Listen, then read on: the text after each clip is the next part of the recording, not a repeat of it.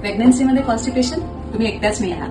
50% फिमेल्सला हा प्रॉब्लेम होतो. प्रोजेस्टेरॉन हा हॉर्मोन प्रेग्नन्सीमध्ये सिक्रेट होतो आणि त्यामुळे इंटेस्टायनल मुवमेंट्स स्लो होतात.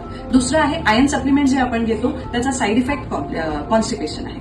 आणि तिसरं आहे की युट्रसची साईज खूप मोठी वाढते आणि ते तुमच्या आतड्यांवर प्रेशर करते. कसं ठीक करू शकतो घरच्या घरी. त्यासाठी पहिलं आहे फायबर बढाव म्हणजे हिरव्या पालेभाज्या, आणि दुसरं आहे तुम्ही पाणी भरपूर प्या. तिसरं आहे तुम्ही सकाळी उठल्या उठल्या कोमट पाणी एखादा ग्लास प्या, त्याच्यात पाहिजे तर लिंबू पिळा.